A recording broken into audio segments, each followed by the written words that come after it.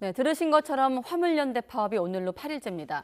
어제 정부와 화물연대가 두 번째로 만났지만 40분 만에 소득 없이 헤어졌고 골만 더 깊어졌습니다. 강대강 대치 속에 물류 대란 우려가 점점 현실로 다가오는 모습입니다. 주무부처인 국토교통부 구헌상 물류정책관 연결해 현재 상황 진단과 해법 들어보겠습니다. 국장님 나와 계십니까? 예, 그렇습니다. 네, 지난 28일에 첫 면담이 있었고 그리고 어제 두 번째 교섭 혹은 대화 자리가 있었고 그 자리에 국장님이 나간 걸로 알고 있습니다. 40분 만에 결렬됐다고 저희가 지금 보도를 하고 있는데 타협점이 있었다면 혹시 있었습니까? 없었습니까? 타협이라고 할 만한 내용은 없었고요. 네. 40분 동안의 그 구체적인 상황에 대한 논의가 되지는 않았습니다. 저희는 안전운임제에 대해서 정부 입장이 확고하다 네. 이런 말씀을 드렸고, 예. 화물연대가 국가 경제와 국민을 불몰해서 집단운송 거부를 해서 막대한 피해가 발생하고 있기 때문에 네. 조속히 복귀해 주실 것을 요청했고, 제- 화물연대 측은 정부가 약속을 안 지켰다고 주장하고 네. 정부의 업무 개시 명령을 비난하고 장관 나와라, 대화할 자세가 안 돼 있다. 큰 소리로 말씀하시면서 시간을 끌었고, 이런 상태로 화물연대 측이 이런 상태로 대화를 할 수 없다. 대화를 지속할 수 없다. 그리고 마칠 것을 제안했고, 그래서 저희도 현장으로 복귀하도록 요청하는 것 외에는 특별히 논의할 것이 없었기 때문에 대화를 마쳤습니다. 예.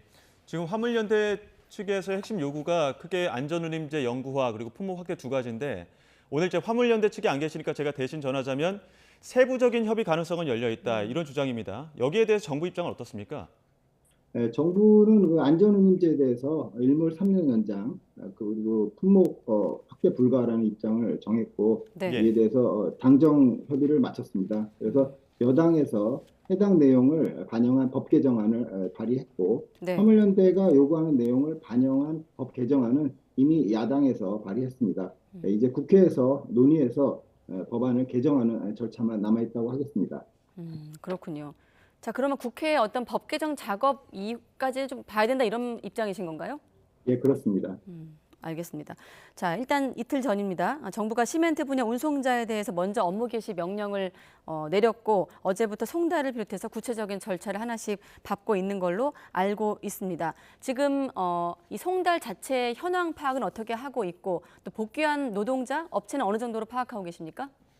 네, 복귀한 그 차주는 저희가 집계 중이지만은 네. 현재 시멘트 운송량을 지표로 해서 간접적으로 먼저 파악하고 있는데, 네. 집단 운송 거부로 해서 운송량이 5에서 10% 수준으로 떨어져서 많은 건설 현장이 이제 콘크리트 파설이 중단되었고, 업무 개시 명령을 저희가 한 이후에는 네. 어제 기준으로 회사에 따라서 차이가 있지만은 한 30% 수준까지 올라간 것으로 알고 있습니다.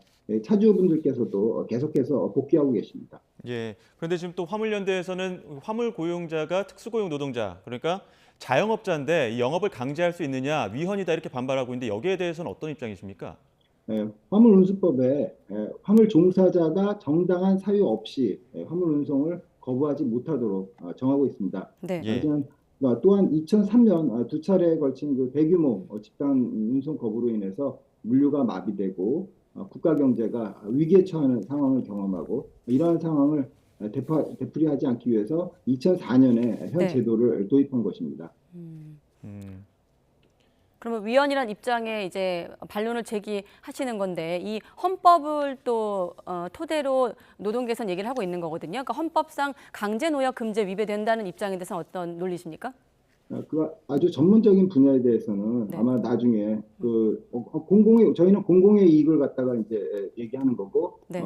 화물연대 측에서는 개인의 어떤 권리를 얘기하는 거기 때문에 그 부분에 대해서는 별도로 논의가 될 수 있을 것 같습니다. 네, 이 명령서를 송달받고 24시 안에 복귀하지 않으면 이제 여러 가지 처벌을 받고 있는 것으로 알고 있거든요. 그 중에 하나가 이제 운송 자격 취소인데 지난번 이제 화물연대 관계자를 인터뷰했을 때 운송 자격 취소까지 하면 생존권 박탈 아니냐 이런 얘기를 하더라고요. 어떤 생각이십니까? 여기에 대해서? 예, 사실 운송 자격 취소까지 가려면 네. 상당히 그 조건이 까다롭습니다.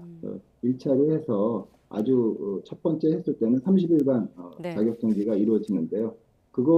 그런 상황이 1년 내에 다시 벌어진다면 운송 자격 취소까지 가겠죠. 그건 아주 극단적인 경우이기 때문에 네. 그런 일이 벌어지지 않도록 그렇게 할 필요가 있습니다. 그럼 극단적인 상황까지 가지 않더라도 정부가 지금 뭐 장기화한다면 시멘트 말고도 정유, 철강 언제든지 운송 개시 명령을 추가로 내릴 수 있다고 했거든요. 우선적으로 유조차에 대해 확대하는 방안도 논의 중이라고 들었는데 구체적으로 어디까지 검토하고 계신 겁니까? 현재 그 산업자원부 등 관계 부처에서 피해 상황을 점검하고 국가 경제에 미치는 영향 등을 주시하고 있는 것으로 알고 있습니다. 저희는 구체적으로 검토하고 있지는 않습니다. 위기 상황으로 판단되면은 네. 그리고 각 부처가 논의해서 그런 상황이라고 판단이 되면은 검토할 수 있을 것이라고 생각됩니다. 이르면 내일 국무회의 열어서 유조차 업무 명령도 할 것이다라고 정도 전망되고 있는데 여기서 좀 더 진전된 내용은 없는 건가요? 그거는 제가 들어보지는 못했습니다. 알겠습니다. 자, 그리고 심지어 대통령실에서는 올해 말로 끝나는 안전운임제를 아예 폐지할 수 있다 이런 경고도 나왔거든요. 뭐 다양한 옵션 이런 표현도 쓰기도 했는데 이런 방안까지 좀 실제 내부 검토 중인 건가요? 저도 언론에서 봤는데요. 네. 그런 상황이 오지 않기를 바랍니다. 그리고 네. 만약에 법안 처리가 안 되고 안전운임제가 일몰이 된다. 그 후에는 여러 가지 대안을 검토할 수 있을 것 같습니다. 하지만 현재는 검토하고 있지 않습니다. 예. 지금 화물연대 측에서는 안전운임제 일몰 문제 이 부분에 대해서 그러니까 안전운임제가 뚜렷하게 안전사고 감소나 예방 효과가 있다 이렇게 주장을 하고 있고 국토부는 아직까지는 확인되지 않고 이러한 연구하는 시기상조다 이렇게 주장을 하고 있거든요. 왜 이 의견이 다른 겁니까? 그 교통 안전 효과에 대해서 말씀드리자면은 네. 예. 화물연대는 조합원들을 대상으로 예. 내지는 조합원 아니면 뭐 차주가 될지 하여튼 설문조사를 한 결과를 말씀을 드리는 것이고 예. 국토부는 교통연구원을 통해서 조사한 교통사고 그리고 사망자에 관한 경찰청 통계를 기준으로 말씀드리는 겁니다. 19년에서 21년까지 2년간 전체 교통사고가 11.5%가 감소했고, 네. 근데 안전운임제 적용 차량이 한 70%가 되는 그 견인 차량이 있습니다. 트랙터 트레일러라고 하는데 이 경우는 8%가 증가했습니다. 그리고 사망자 수도 전체 교통사고 사망자 수는 12.9%가 감소했는데 안전운임제가 포함된 이 차량 트랙터 차량은 42%가 증가했습니다. 그래서 저희는 교통 개선 효과가 불분명하다 이렇게 판단했습니다. 자, 그러면 정리하면 정부 특히나 뭐 대통령실 고위 관계자들 같은 경우는 안전을 보장해 주는지 실태 조사가 우선이라고 했거든요. 자, 그럼 이런 조사를 바탕으로 안전운임제 3년 연장 정도 시간을 벌자는 겁니까? 그 이후에 다시 논의하자는 겁니까? 아니면 아예 3년밖에 줄 수 없다는 겁니까? 정부 입장이? 이 제도의 효과를 볼 필요가 있고요. 네. 그리고 이 제도를 갖다가 사실은 각 업계에서 많이 의견이 나왔습니다. 그런 네. 걸 반영해서 보다 안전한 보다 개선된 그런 네. 제도로 만들어 나갈 필요가 있을 것 같습니다. 네, 일단 40분 만에 2차 협상도 결렬됐고 말씀하신 대로 일단 협상의 어떤 타협점을 찾지 못하셨다고 했기 때문에 질문 드리기가 좀 어떤가 고민스럽긴 합니다만은 안전운임제 관련해서 그래도 화물연대 입장을 좀 취한다면 어느 정도 선까지 뭐 지금 뭐 양보라고 해야 될까요? 표현이 맞는지 모르겠습니다만 좀 마지노선이라고 해야 될까요? 이런 고민들이 있을까요? 국토부 차원에서? 저희는 사실 정책을 결정을 했고 네. 그 안을 국회에 전했습니다. 그래서 네. 당정 협의를 마쳤고요. 세부적인 거는 국회에서 논의해서 결정할 수 있을 것으로 생각됩니다. 네. 예. 또 하나가 지금 적정 임금을 보장했는가 필요한가 이 부분인데, 그러니까 지금 이제 과속하지 않도록 적정한 임금을 보장하는 제도다. 이게 이제 화물연대 측의 입장입니다. 네. 그런데 여기에 대해서 정부는 어떤 입장이십니까? 사실 업무 개시 명령을 내린 그 시멘트 분야를 중심으로 말씀을 드리면 네. 실제 운전 시간은 한 9시 하루에 9시간 반 그 정도가 됩니다. 예. 그래서 다른 운수업에 비해서 많은 것은 아닙니다. 하지만 이 화물업계의 특수성이 배차나 상하차 등 운전하기 위해서 네. 기다리면서 보내는 시간이 한 3시간 반 정도 했고 이 비생산적인 시간이 상당히 많이 차지합니다. 그래서 이런 건 그 화물 운송 분야의 비효율성에서 기인한 거고 시스템 자동화라든지 그런 걸 통해서 앞으로 개선해 나갈 과제라고 생각합니다. 알겠습니다. 또 한 가지 이제 쟁점 중에 하나가 안전운임제 적용 품목 확대 분야인데 역시나 양쪽 입장이 팽팽한 상황입니다. 지금 보면 컨테이너 시멘트 운송뿐 아니라 자동차, 철강, 뭐 사료 운송 이런 데까지 넓히자라는 건데 이거는 왜 품목 확대가 어려운 건가요? 그 요구하는 분야는 그 다른 운송 분야에 비해서 소득이 상대적으로 높습니다. 그래서 기술적으로도 시멘트나 컨테이너처럼 표준화하는 것도 상당히 어렵습니다. 그리고 뭐 세부 뭐 구체적으로 말씀드리면 운반 방법이나 세부 품목 등이 너무 다양해서 신중하게 접근할 필요가 있고요. 예. 현재도 그 화주 운송사 그리고 화물연대가 참여하는 그 안전운임위원회에서 이걸 이해관계를 조정하는데 한 7개월 정도가 걸리고 있습니다. 이 두 가지 품목이에요. 근데 만약에 일부 또 한 가지는 일부 품목이 확대되면 결국 전 품목으로 확대를 요구를 해나갈 것이고 네. 사실은 이게 어마어마한 시장의 비효율을 초래할 것도 우려가 됩니다. 혹시 국장님 해외 사례하고 좀 비교해서는 어떻습니까? 우리의 어떤 이 안전운임과 관련된 화물 운송에 대한 분야에 대한 국토부의 상황은 어떻게 좀 파악하고 있는 겁니까? 예, 안전운임제와 유사한 형태로 취하는 국가 단위로 취하고 있는 나라는 없습니다. 브라질에서 국가 단위로 하고 있는데 그거는 최소운임제라고 해서 차량 중심으로 해서 하고 있는데 그거는 아주 기본적인 원가 개념으로 해서 협의해서 결정하는 거고요. 그리고 호주에서는 사우스웨일스에서 시행하고 있는데 그 나라의 특성이 좀 달라서 적용 차량이 상당히 적습니다. 뭐 20-30% 정도밖에 안 되고 예. 실제로 그 위반했다고 할 때도 어떤 협의해서 결정하도록 분쟁 협의위원회 뭐 이런 걸 통해서 그렇기 때문에 우리하고는 좀 비교가 안 된다고 하겠습니다. 예.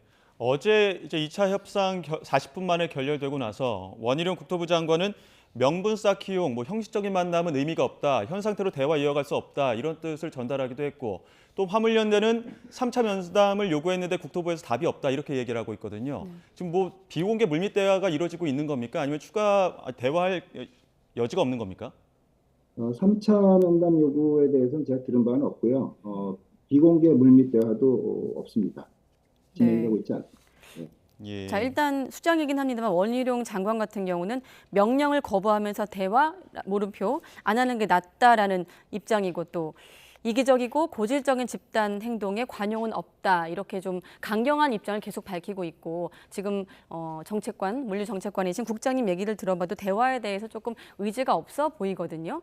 국장님 생각은 어떠세요? 대화를 해야 된다고 보십니까? 아까 들으신 게 없다고 하셔서요. 예. 네, 저희는 네. 이 내용을 이미 국회에 발의가 됐습니다. 그 화물연대가 요구하는 안이 국회에 발의가 됐고 네. 그 안이 국회에서 이제 논의해서 결정될 일이라고 생각합니다. 네. 그 안에 대해서 정부가 지원을 하고 네. 그리고 화물연대에서도 충분히 의견을 제시하면 되지 않나 이런 생각을 합니다. 네, 일단 물류가 멈춘 상황이고 지금 이번 사태의 당사자는 노정이거든요. 국토부를 포함한 정부와 화물연대인데 대화를 거부하는 모습으로 비춰지는 것은 정부의 어떤 좀 부담이 되지 않을까 싶어서 질문을 드리는 건데 어떻게 보십니까?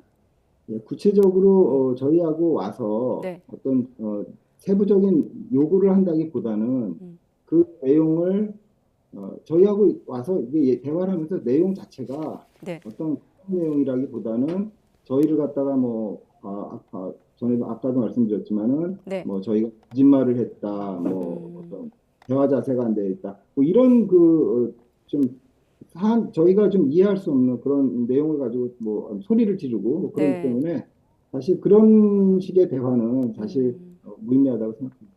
네, 한 가지만 더 짧게 여쭤보겠습니다. 노동의 안전을 보장해 달라는 것일 뿐 무리한 요구가 아니라는 게 이제 화물연대 입장이었는데 그러면서 늘 열린 자세로 대화하겠다고 했거든요. 자, 그러면 예. 대화가 다시 열리기 위한 전제 조건은 어떤 거라고 보십니까? 대화가 다시 열리기 위해서는 네.